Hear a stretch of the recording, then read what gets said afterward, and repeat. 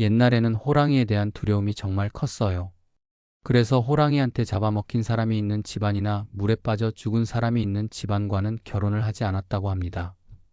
그냥 우연히 생긴 일이 아니라 그런 일이 반복될 수 있는 불길한 징조로 여겼기 때문이죠. 사람들은 호랑이가 한번 잡아먹었던 집안 사람을 다시 노릴 수 있다고 믿었고, 물에 빠져 죽은 사람의 집안에서도 또 다른 가족이 같은 운명을 겪을 거라고 생각했대요.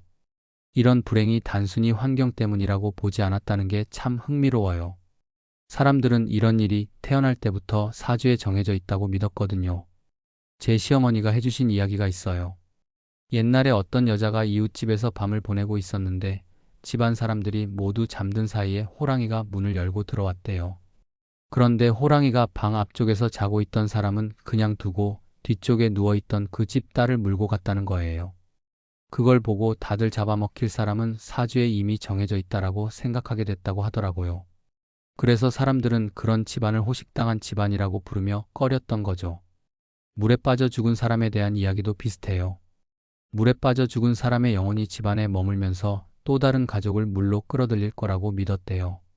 이런 이야기를 들으면 옛날 사람들이 자연과 초자연적인 현상을 어떻게 받아들였는지 조금은 이해가 가요. 요즘은 이런 믿음이 거의 없어졌죠.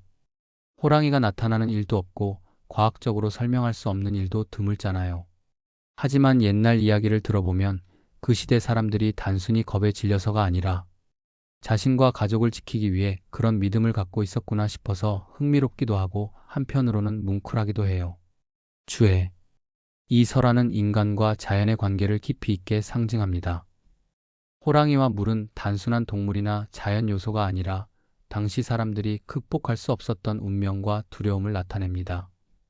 이 이야기를 통해 우리는 옛날 사람들의 자연과의 공존 속에서 생겨난 지혜를 배우고 현대의 과학적 사고와 결합해 과거의 교훈을 더 넓게 이해하게 됩니다. 이는 단순히 과거의 미신을 넘어서 지금도 우리가 자연과 사회를 존중하고 경계하며 살아야 한다는 메시지를 전해줍니다.